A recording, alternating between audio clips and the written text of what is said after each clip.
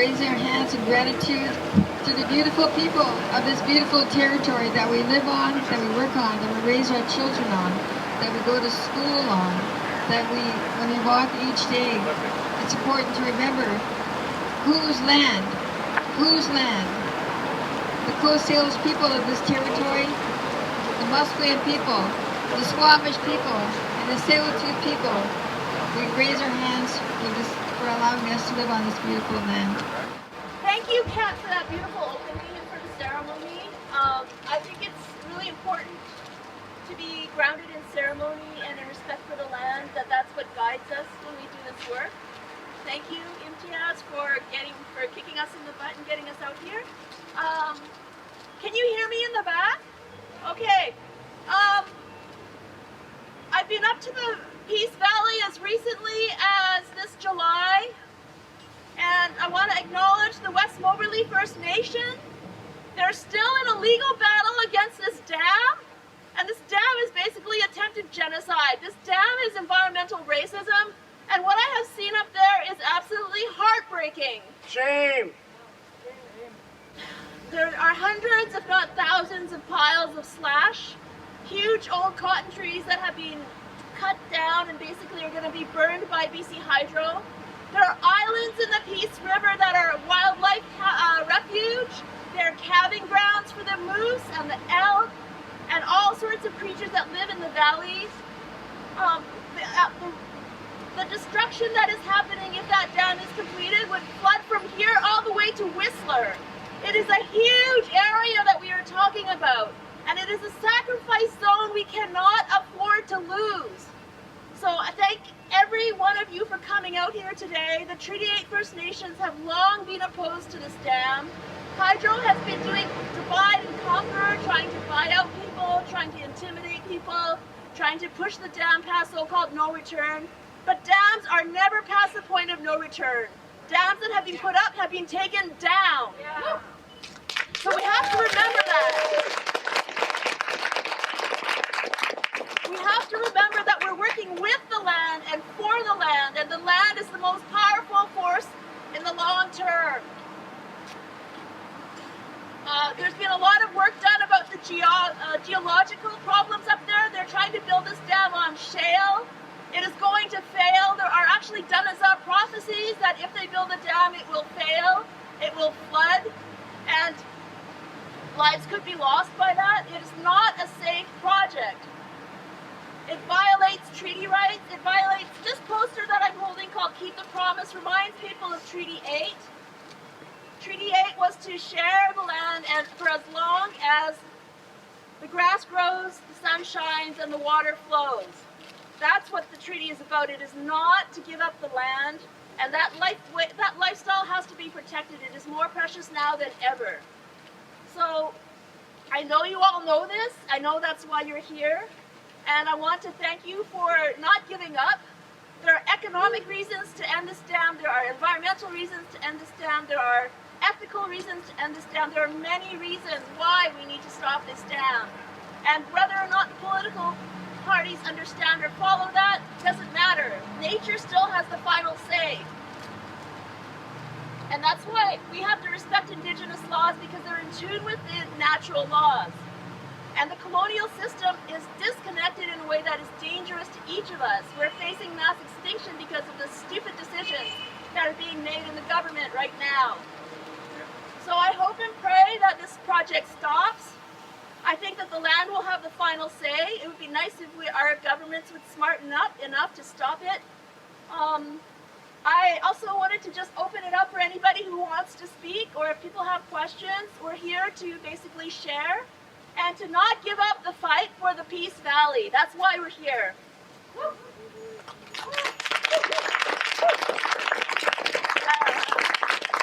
As Kat was saying, we voted, some of us in the last election in 2017, we voted NDP, not Site C.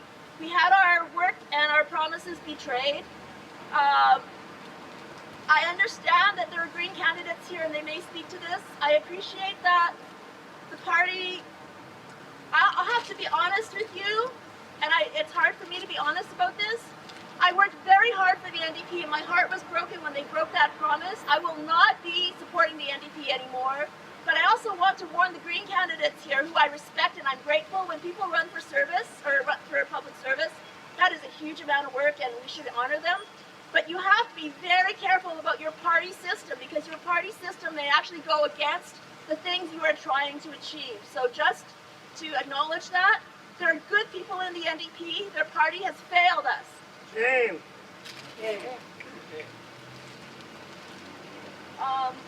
I could go on and on, but basically we know what the problem is, we know what the solution is, and we have to keep educating our communities and getting the word out there that this dam cannot be greenwashed, this dam is not clean energy, you cannot believe hydro's bullshit. Thanks, Diane. As I mentioned, I'm a climate scientist, and I would rather be doing science, but as everyone has seen, politics has ignored science for too long. The science is clear. Science is clear when it comes to climate change, when it comes to Site C, when it comes to all these other, to LNG, to old growth forests. It has gone on for too long. And which is why I'm running, because the next 4 years are critical when it comes to climate action, to leave a planet that is livable for future generations. One that we are proud to leave.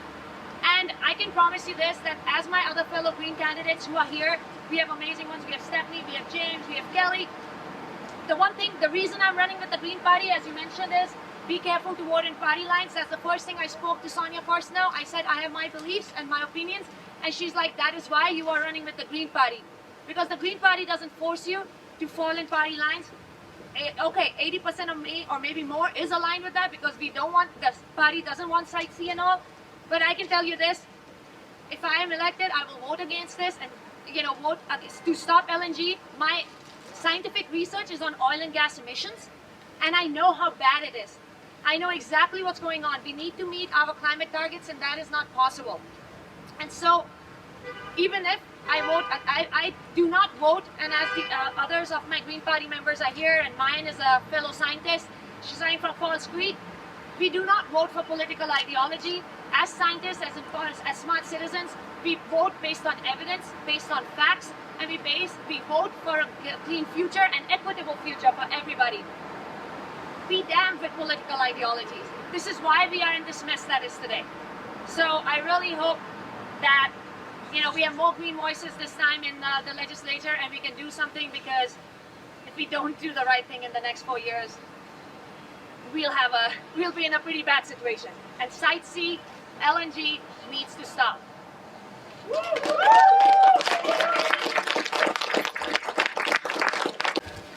Yeah, my name is Kimball Cariou. I also want to thank the Coast Salish peoples for welcoming us to this beautiful land. I was born on Treaty 6 territory on the prairies, the city of Saskatoon, on the beautiful South Saskatchewan River. European and Métis ancestors in my family. Today I'm running in the provincial election as well. I'm the communist candidate in Vancouver Hastings. I'd be honored to have your support. But mostly I'm here today to say this issue is a cut line. If we want to have a future for our children, for our grandchildren, we have to stop the destruction of the planet. And in this election, the most visible sign of that is the Site C Dam and the LNG project going on. The pipelines that are being forced through this province across unceded Indigenous territories. And those of us who've done our historical reading know that the numbered treaties on the prairies did not mean a surrender of that land either. Read those treaties. They said that that land was to be shared between the original owners and the settlers to the depth of the tip of a plow. A very generous treaty that was signed by the Indigenous peoples. Not a treaty that said, you can come here, rip up everything you see, burn everything you see, send it all into the sky, change the climate of this planet. That was not Treaty 6. It was not the other treaties either. We live in a world where we have to live, as the other speakers said, we have to listen to science. If we're going to save ourselves, we have to find ways to reduce carbon emissions rapidly, change the economy. We can't live with this fantasy that ever-expanding fossil fuel production and exports is somehow going to be profitable forever and give us all jobs. That's the past. There was a time when fossil fuel industries were rapidly growing, the economy was growing, it created lots of jobs. At this point in human history, this is a destructive force that has to be stopped. I beg you, tell your friends, vote for candidates who will explicitly say, we will not accept Site C, we will stop it. If it is built, yes, it should be torn down, like other dams have been torn down, so that we can build a future that's worthy of us and our children and our grandchildren. Thank you all so much for being here today. Make sure you all get out and vote.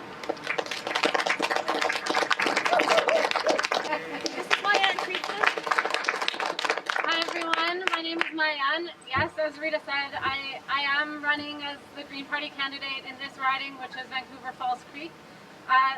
This place wasn't always called Falls Creek. I've just been reading a story by Lee Miracle that Rita sent me about this place, which is called Snock in the languages of the Coast Salish peoples. And Falls Creek used to be a really rich wetland, coastal wetland that had eelgrass and camas fields, and where people would come every summer and gather food, and the walled off, hard interface between land and water and all the infill in Falls Creek now is very different than what this environment, than the richness that this environment used to provide in terms of culture and in terms of sustenance.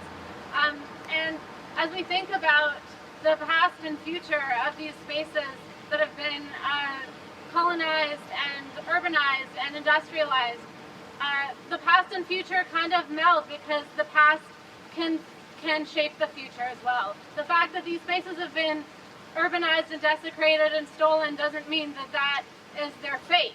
It means that we can learn from that and figure out how to re-indigenize these spaces and how to accommodate both rising sea levels and human thriving, and honoring the original and continuing inhabitants of this land, as well as all of us settlers and newcomers that have arrived here to seek safe haven, often from other places that our families have had to escape from. So I just want to honor everybody that's here. We're a small in number here, but I see so many people that I know in this circle, and so many people that I've worked with and been at protests with, been at direct actions with, and it makes me feel like, yes, there are people here that are willing to keep those fires burning, that are not forgetting, and that are gonna stand up, and we will be ready when the bigger movements of politics and whatever they are end up. We will be ready, because we've been here the whole time, and that gives me great hope, or if not hope exactly that everything will turn out the way I want to. It gives me courage, and it gives me strength to see these people here. And I want to acknowledge what Rita said about jumping into mainstream politics as a colonial political system, and with all the misgivings that come with it. It's a weird decision to make, for sure, and I am thinking about all of those things, and hoping to stay within my integrity, and that people like the people in this circle can help ground me within the decisions that will come down the line if I continue to be active in the political realm.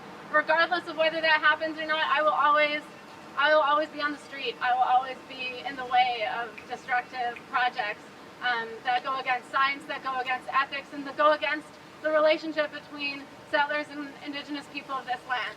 So thank you so much for organizing this. I think it's important for us to say these words and be together. For all the climate activists out here, I encourage you to take the streets, to demand more of our leaders. Once we are in political formation, to demand more of our leadership there and of each other. But let's always approach this with humility. Let's learn from the Indigenous cultures whose lands we are so welcome and grateful to be settlers and migrants on. Let's adopt some of that culture to shift our ways so that we can actually make those fundamental changes that the world needs. Thank you, and thank you for being here. Direct action in solidarity. Thank you all so much for coming. My hands go up to each and every one of you for deciding to come out today and be a presence. This is whether it's Site C, whether it's LNG, whether it's the TMX pipeline.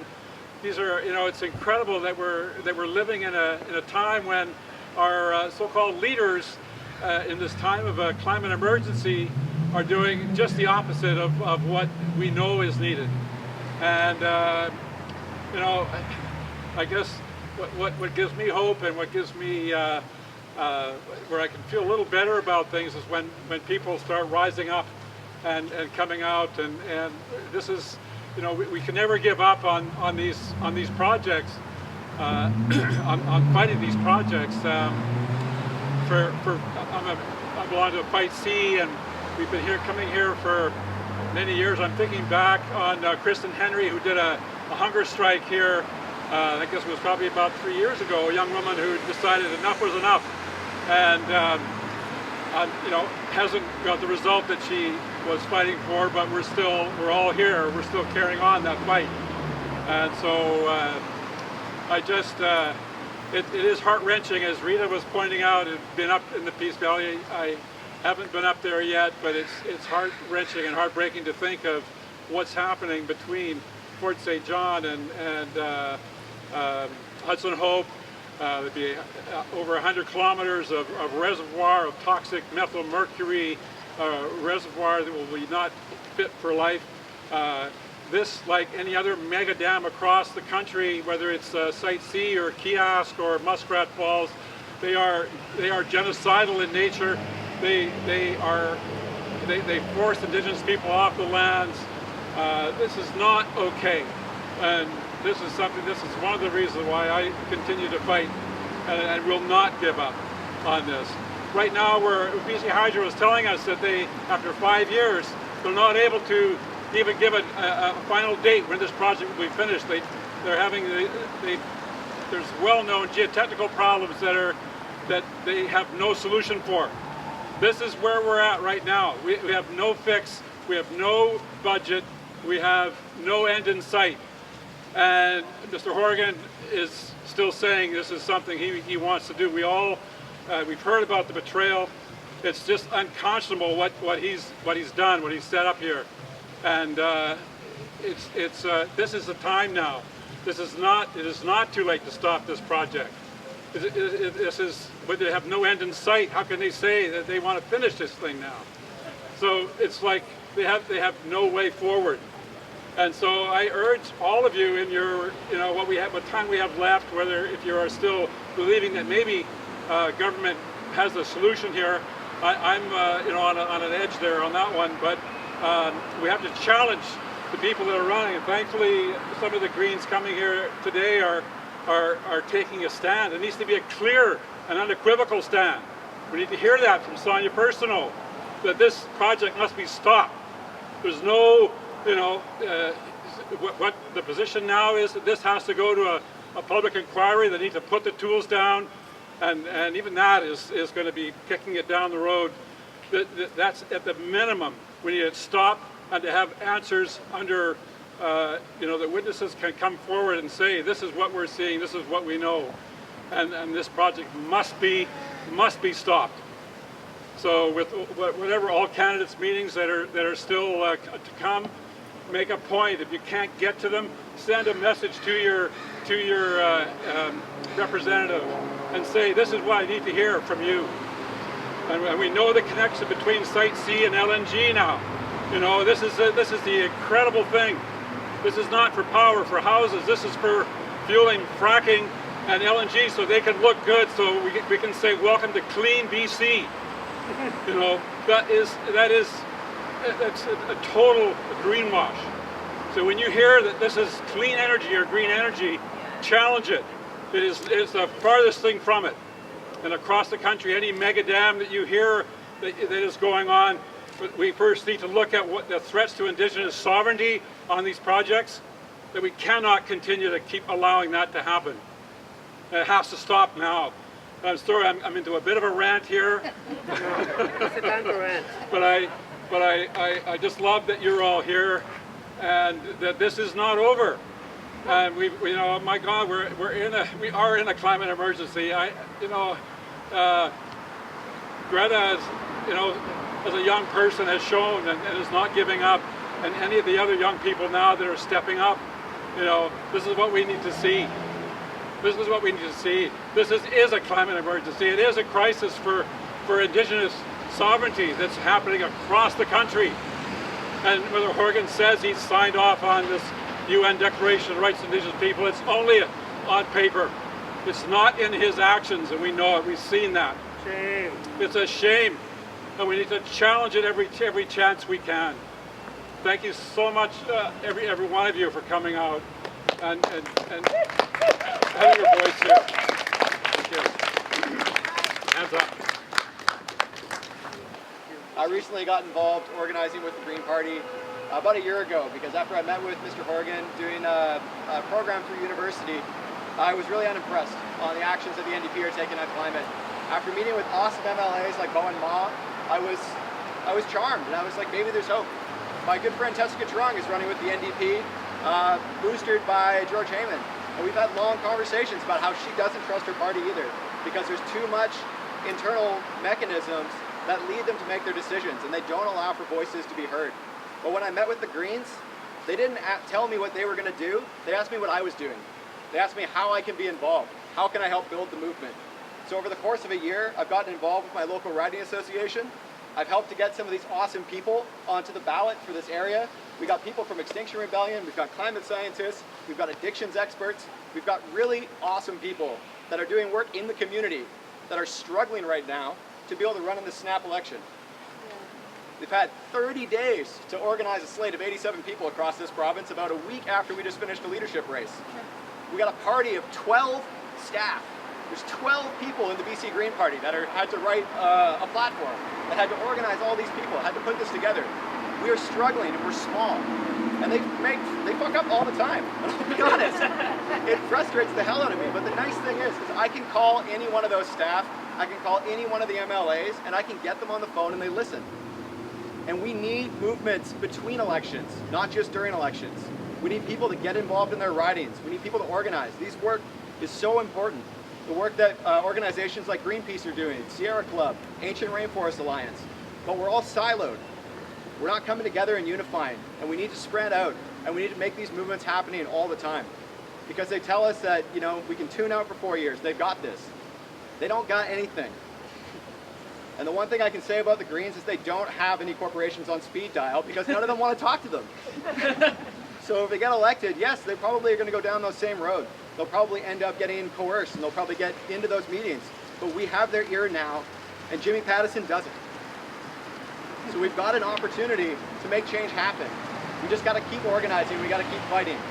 And as a high school educated guy, I'm just doing what I can to push for policy and labor, because that's the stuff I understand. I know what it's like to be poor. I know what it's like to be exploited. So I'm bringing that to the party. And I would love for everyone here to think about, what can you bring to your party? The one you're supporting. It doesn't have to be the Greens. It could be the Communist Party. It could be the NDP. It could be the Conservatives. I don't care who it is. What can you bring to them? What can you do to help? Because these movements, they don't finish unless we all come together. And we got to keep building. And I want to say thank you, too, for everyone for allowing me to be here today to speak, and to just be present with some other people who really give a shit and are willing to work hard. Thank you. The election is on, but that doesn't mean we stop. We have to keep on fighting even after the election. So I want to thank people like Rita and all the people in the 5C who've been fighting for a long time, and all the people like Ananda and others, that we raised the issue in this election, maybe a little bit louder, but we have to keep on fighting to make a change, because it will go on even after the election, because the fight will go on within the Green Party, within the NDP, within the Communist Party. We need to do this. Thank you so much.